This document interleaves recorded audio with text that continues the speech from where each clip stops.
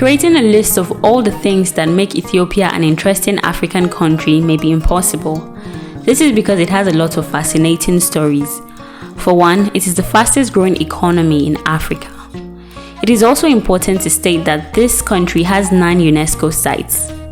She, who is considered to be the nation of festivals, was believed to have been ruled over by the Queen of Sheba in the biblical times.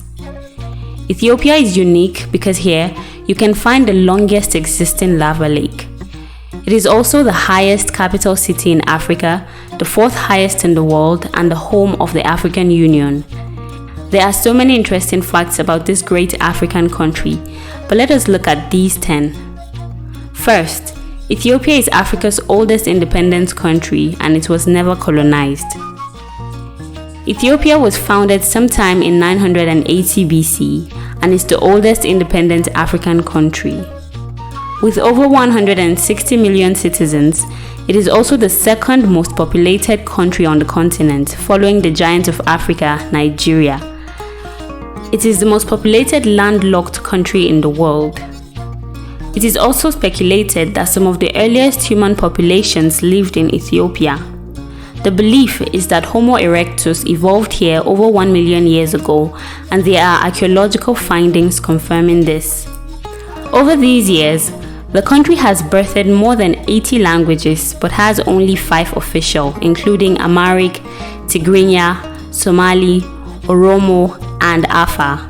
The most common foreign language spoken in the country is English. Ethiopic or Ge'ez is one of the oldest alphabets in the world. It has its own syllabary and phonetics, and the alphabet consists of 33 letters and 7 vowels. Another thing worth knowing about this nation is that it was never colonized, but was only occupied by the Italians for 6 years, from 1936 to 1941. Of all the 54 African countries, she and Liberia were the only countries to have never been colonized. Liberia was never colonized because it was initially not a country, but was a land for freed slaves who didn't want to return to their countries. Ethiopia would have been colonized by Italy in the 1930s, and they even occupied the territory for years. However, they were unable to bring the entire country under their control and eventually had to leave.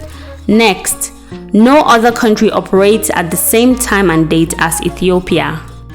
This country is one of 5 countries in the world that does not operate with the Gregorian calendar. She adopted the calendar system, which is a close replica of the Julian calendar. This country operates a 13-month calendar system, different from the widely recognized 12 months. Ethiopia has 12 months of 30 days and a 13th month of 5 days or 6 if it is a leap year. Because of this, the country is 7 years and 8 months behind the Gregorian calendar. The main reason for this is, however, the differences in the birth of Jesus. They begin to calculate the birth of Jesus from a different date than the rest of the world. Ethiopia celebrates theirs on January 7th, and during their spring in September, the rest of the world enters the new year. When it comes to telling the time, she's the only country that uses a 12-hour clock. Another thing about Ethiopia is that it has a rich history of rulers. Since the early 1900s, Ethiopia has been blessed with a good number of rulers, which include queens and emperors. These rulers made significant impacts on the progress of the country. The emperors who ruled the country till 1974 were believed to have been descendants of King Solomon. The queens were referred to as Candace, and Ethiopia had quite a good number of remarkable queens. Queen Zewditu was the empress of the nation of festivals from 1916 to 1930 and was internationally recognized as the first female African head of state. After her, there was Queen Judith, who was a Jewish queen and ruled during the 10th century. She ruled part of the country and will forever be remembered for burning down a lot of churches. Slightly away from the history of its rulers, children do not share the last name of their parents traditionally in the country. Of course, Ethiopia wouldn't be called the nation of festivals if she did not have rich cultures or traditions. One such tradition is that it doesn't necessarily expect children to bear the same last name as their fathers. Therefore, children are named by their first name and then their father's name as their last name. People here also mostly refer to people using their first name, and so this eliminates the surname most times.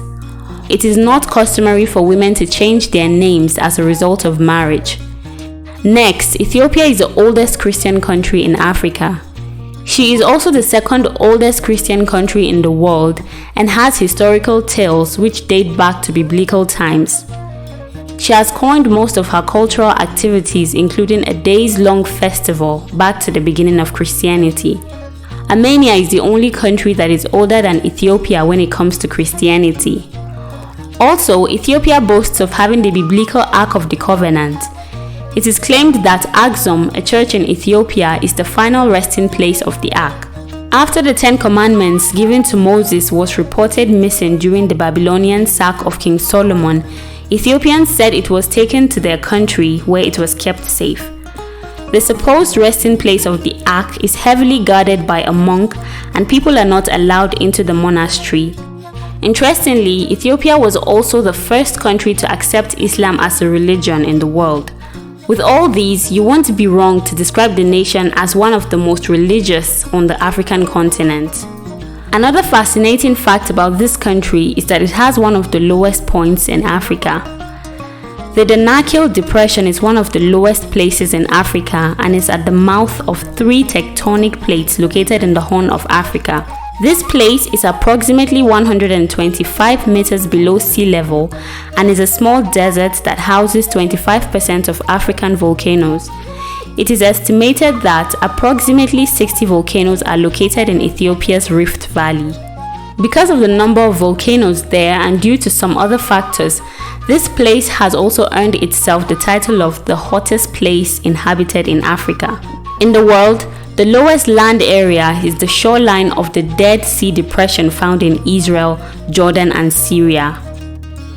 Next, Ethiopians are the leanest people in Africa. While Ugandans are considered to be one of the fittest people in the world and South Africans among the fattest, Ethiopians have a place as the leanest in Africa. This is owing to the fact that this country is mostly a vegetarian country. They are so lean they have been named the leanest people on earth, with their obesity rate at 4.5% as of 2022. The meals found in the country have been regarded as tasty, diverse, and above all, healthy. It is a place where vegetarians can comfortably live and eat with no worries. Ethiopians, because of their strong Christian beliefs and doctrines, strictly follow Orthodox Christianity, which prevents the eating of animal and animal products on Wednesdays and Fridays. Because of this, they substitute these products for healthier green products even in their restaurants. More on the diet of the nation of festivals, you may be served raw meat in Ethiopia. When you go to Ethiopia, do not be surprised that a plate of uncooked meat may be served to you in some places. This is because that is one of the delicacies that is enjoyed by many in the country. The number of people who consume this in the city of Addis Ababa alone is put at close to 3.5 million. Named kitfo, the meat can either be goat or ox. Although it has been linked to cultural practices, there are some sources that claim it goes back to the Ethiopian Adal War that lasted from 1529 to 1543. At the time, Ethiopians were said to eat raw meat in order to avoid being detected by the enemy when they were cooking.